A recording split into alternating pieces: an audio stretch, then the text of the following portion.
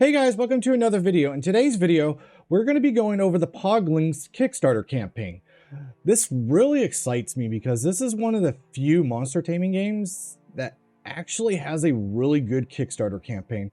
Because one of the biggest problems I've seen with monster taming games, especially in the genre when it comes to Kickstarters, their Kickstarters just suck. It's just concepts, art drawn on a piece of paper, or it's an idea. But Poglings doesn't do that. They've been working on it for years. As I'm going to show you guys, like, it is super polished. Is it the best game in the world? It's hard to say, but I'm definitely going to recommend you guys check out the iCard on the upper right corner. Gym Leader Ed does a breakdown on the whole Poglings Kickstarter campaign. But in today's video, I'm going to kind of break down this campaign and show you what I think is really exciting news for the future of monster taming in general when it comes to Kickstarter campaigns, because as you guys see, this game got funded in 50 minutes. And this is just for like future devs that are looking to do Kickstarter. This is probably a good idea to kind of eyeball this and template the concept that Poglings is doing, because they did a really good job. So let's dive in and show what I mean. Like currently right now, this is April 11th, roughly about 6:36 right now. And we're already at $115,000 over their 40K goal with almost 1,800 backers, which obviously they still got 29 days. So it's very possible this game could get about $400,000 or $500,000, maybe even more. It just depends on that last push. But so here's their trailer. What I really like is it's not just like fake footage. And what I mean by fake footage, like it has nothing to do, like I like to see in-game engine footage. Like this is actual in-game footage. As you guys see, there's the inventory system. This kind of gives me a little bit of Monster Rancher vibes, where you kind of have to manage your, your daily stuff before the day ends. And then another thing that I really like,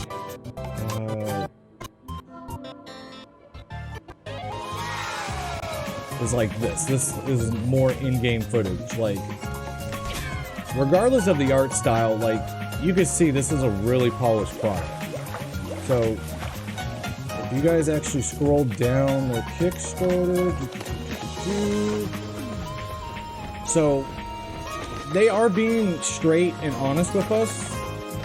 Like right here, why Kickstarter? Poglings is a game that's already very far in development, which you guys can already see that just by their trailer. And if you actually check their Twitter, they're posting constantly in-game footage.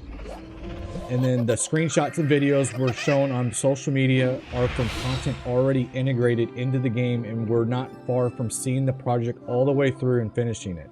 Our goals is to release it for PC and Nintendo Switch.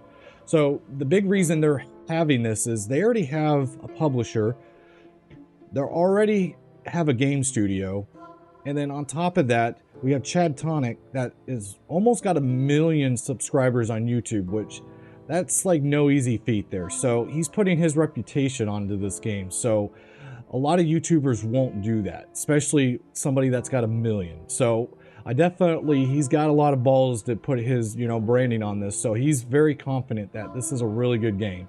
But the real big thing is the stretch goal. You're like, why is it only 40K for a game this complicated?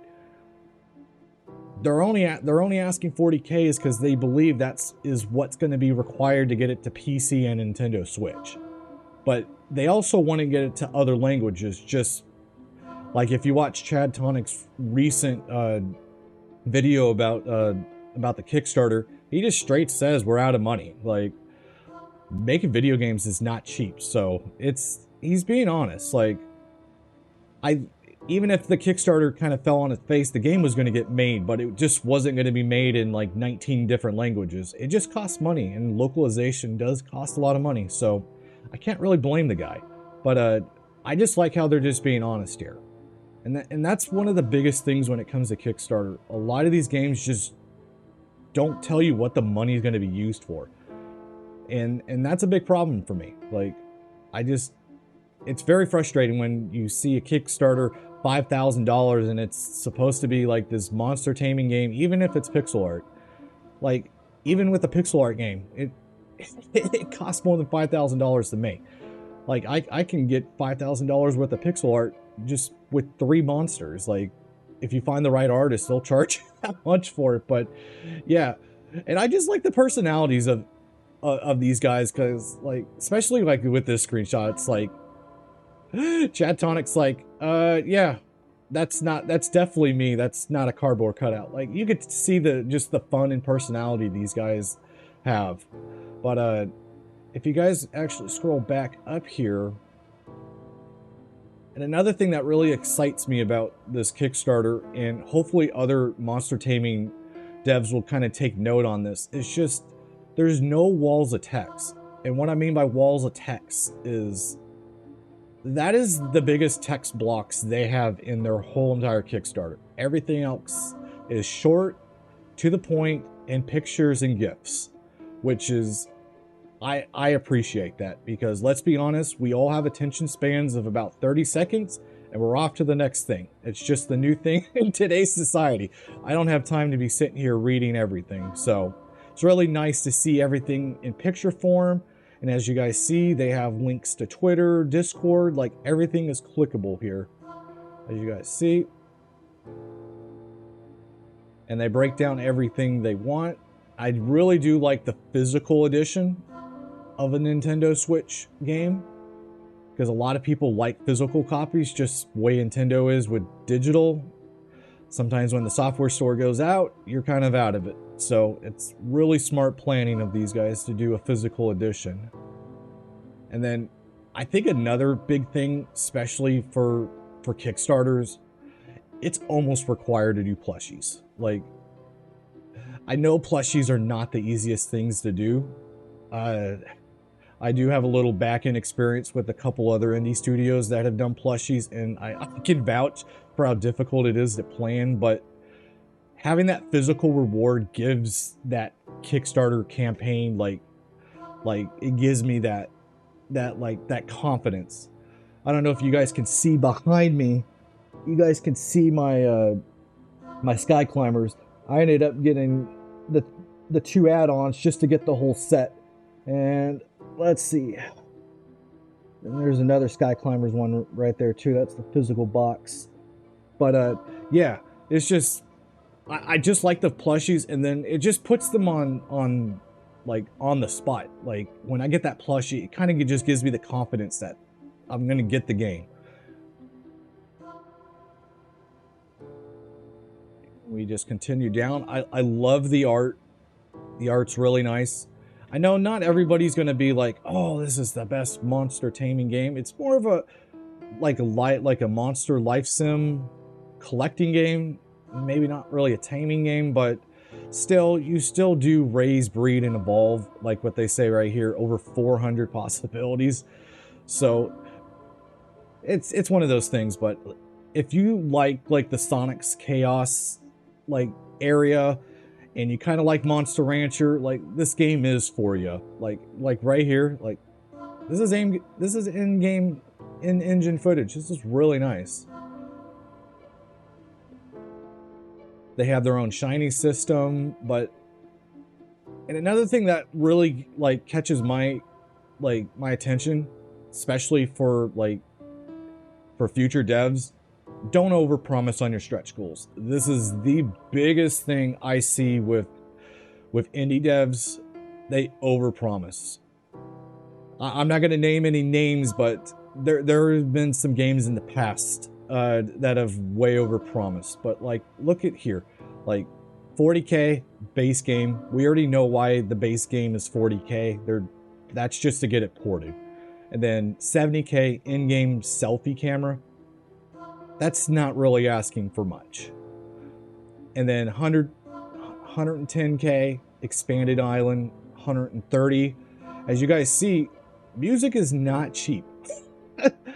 This particular composer you know, has done Banjo and Kazooie. Like, they're not cheap. So they're trying to give more, but they're not overpromising. It's like, hey, if we can make it to this level, I'm gonna try to get you guys a really good, you know, a good music track by this really good composer. But I really like that. But at the time of this video, as you guys see, 180 has not been eclipsed.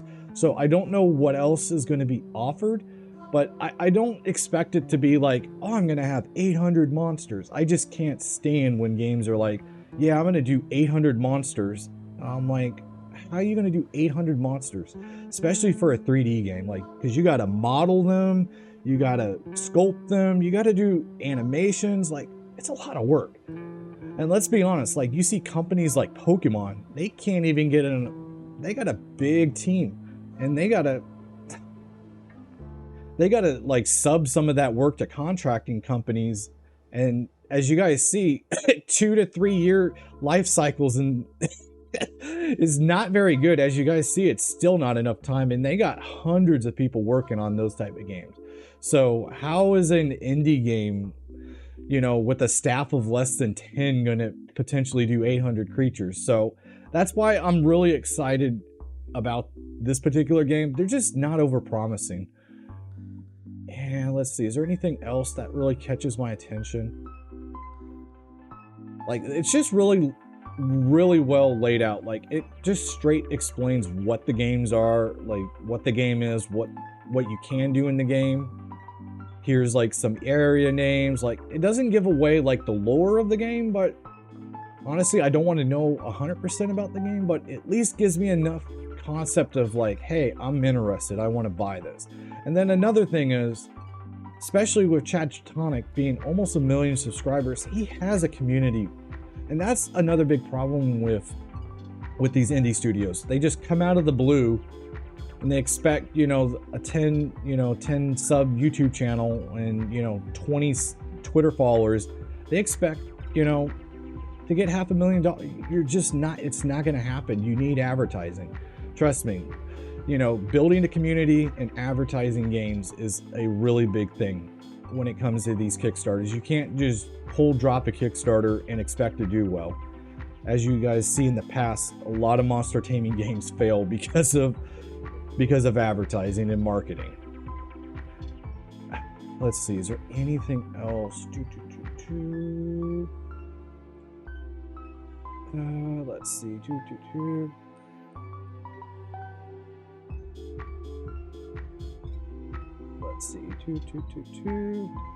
And I really like how they like how to back. Like, I know that sounds really dumb, but some people are new to Kickstarter, and Kickstarter is not always the easiest platform to use. So it kind of does show the extra step. And I do like the honesty here. So if you guys do get the plushie tier, or like what myself did, I ended up getting an add-on plushie tier. You're not going to get charged $9 right now. Like, especially if you're here in the States. You'll get charged later because they're using BackerKit. So just an FYI, guys, don't be surprised you guys get a shipping charge when BackerKit comes out with their surveys. And then another thing I really like is just like the staff. Like, I like seeing, I don't like just seeing random names and random, like, you can actually go to Write Nice Games and go to their website and put a face to their names. And especially here, like, I really appreciate, you know, I don't need to know their, like, everybody's life story and their social security numbers, but I like to see a face with the name and just with the company, like, and especially the little gimmicks. I can see these guys have fun with each other with the cardboard cutout. And then as you guys see, like, chadtronic does not have to put his, you know, I'm assuming that's his wife, but, you know, he's just being honest with everybody, like, hey, this is me. Let's see, is there anything else? And then obviously there's always going to be risk. I'm not like going to say, hey, you guys need to go back this game because you need to, but obviously I definitely would, you know, check out Gym Leader Ed's video. He'll do a full breakdown on the Kickstarter campaign, but this video is just more of, hey, indie devs, if you're planning on doing a Kickstarter in the future, this is definitely a great way and a great template to kind of, I won't say copy, but just be inspired by. I just don't want to see, you know, monster taming games getting a bad rap on Kickstarter, because there's been a few games in the recent past that have unfortunately have gotten that tag of being, you know, really bad. And it's just, I just don't want our genre just, you know, smothered and mislabeled because of just a couple bad apples. I definitely want, you know, indie devs to use Kickstarter, but I just want to make sure they understand Kickstarter is not, can't just throw a game up there and expect it to do well. But yeah, other than that, let me know down below how you guys feel about this game. But other than that, I will see you guys in the next one. Take care, guys.